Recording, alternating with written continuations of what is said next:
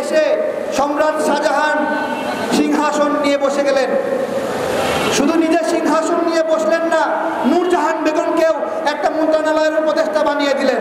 সম্রাট শাহজাহান যে পরিমাণ নিজের আত্মীয় স্বজনকে, নিজের গ্রামীণ ব্যাংকের কর্মচারী অফিসারদেরকে তার সরকারে অন্তর্ভুক্ত করেছে, বিগত সময়ের কোনো স্বৈরাচার সরকারও এই রকম আত্মীয়করণ করে নাই।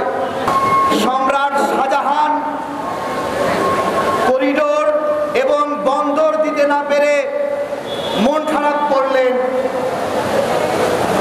অভিমান করলেন। আমার কথা, সম্রাট শাহজাহান যদি জুলাইয়ের আহত সহযোদ্ধা এবং নিহতদের জন্য এরকম একটা অভিমান করতেন তাহলে কতই না ভালো হতো।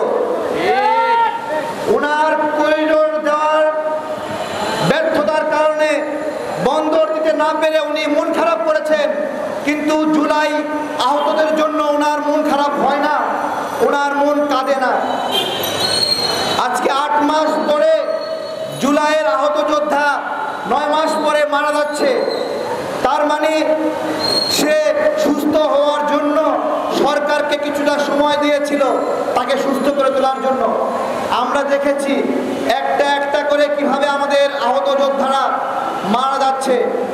গতকালকে বিষ খেয়ে নিল অন্ধ একজন সহযোদ্ধা, তার অনুভূতি কিরকম? এখানে রয়েছে আমাদের নাজমুল ভাই, জুলাইয়ের অন্ধ সহযোদ্ধা। উনি মাঝে মাঝে আমাদের কেন্দ্রীয় মিটিংয়ে রাগ করেন, ক্ষোভ করেন, চিৎকার করেন। আমরা প্রথমে বুঝতে পারতাম না যে উনি চিৎকার করেন কেন। একজন জুলাই গণ অভ্যুত্থানে যে দৃষ্টি হারিয়েছে, তার যে মনে কষ্ট, সে যখন দেখে একজন উপদেষ্টা 6টা গাড়ি ব্যবহার করছে, তখন ওই দৃষ্টি হারানো যোদ্ধার বিষ খাওয়া ছাড়া আর কি করার আছে আপনারা বলেন?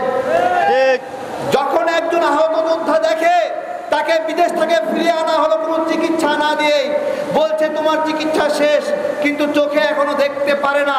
যখন দেখে একজন উপদেষ্টা 4টা গাড়ি ব্যবহার করে, তখন তার মনের অবস্থা কিরকম হয় বলেন? তার বিষ খাওয়ার অধিকার আছে কিনা? আছে কিনা বিষ খাওয়ার অধিকার? আছে। এক একজন 6টা 4টা গাড়ি ব্যবহার করে, আর আমাদের আহত যোদ্ধাদের চিকিৎসা হয় না।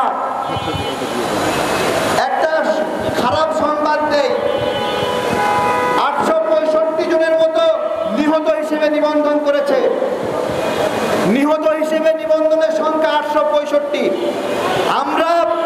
আমরা কাঠের ঢেকি নূরজাহান বেগমকে জিজ্ঞাসা করলাম যে মাত্র 865 কেন?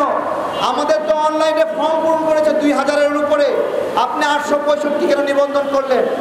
বলে সরকারের কাছে টাকা নাই, তাই 865-র বেশি নিবন্ধন করা হয় নাই। বলেন তো মনটা কেমন করে? সরকারের কাছে টাকা নাই, এই জন্য 865-র উপরে বাকি নিহতদের নাম লিস্ট করে নাই। অথচ একজন উপদেষ্টাকে 6টা গাড়ি ব্যবহার করার সুযোগ দিচ্ছে, আমলাদের নামে আইফোন কিনে দিচ্ছে। আবার রাজনৈতিক দলের যখন মিটিং হয় তখন পানির বোতল দেয় না, পানির বোতল দিলে টাকা বেশি খরচ হবে। কি দেয়? গ্লাস আর জগ দেয়, জগ থেকে পানি ঢেলে খেতে হবে। কত রকমের নাটক সম্রাট শাহজাহান পারে, আপনারা তো বুঝতেছেন আস্তে আস্তে। সম্রাট শাহজাহানকে বলবো, আমার আহতরা কি পেল না পেল আপনি নিজেই চিন্তা করেন। আপনি যা যা পেয়েছেন, আপনি তার উপযুক্ত ছিলেন কিনা? এসে সম্রাট শাহজাহান সিংহাসন নিয়ে বসে গেলেন। শুধু নিজের সিংহাসন নিয়ে বসলেন না, নূরজাহান বেগমকেও একটা মন্ত্রণালয়ের উপদেষ্টা বানিয়ে দিলেন। জনাব শাহজাহান, সম্রাট শাহজাহান যে পরিমাণ নিজের আত্মীয় স্বজনকে, নিজের গ্রামীণ ব্যাংকের কর্মচারী অফিসারদেরকে তার সরকারে অন্তর্ভুক্ত করেছে, বিগত সময়ের কোনো স্বৈরাচার সরকারও এই রকম আত্মীয়করণ করে নাই। শুধুমাত্র একটা জেলা থেকে 7জন-8জন উপদেষ্টা নিয়েছে। আপনারা এখানে যারা জামালপুরের আছেন, আপনার জামালপুর থেকে কোনো উপদেষ্টা আছে?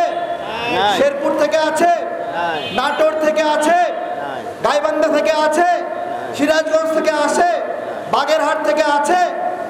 বলেন মেহেরপুর থেকে আছে, বরিশাল থেকে আছে, কিন্তু উনি ওনার আশেপাশের ওনার বেডরুম পর্যন্ত নিজের এলাকার মানুষদেরকে নিয়োগ দিয়ে রেখেছেন।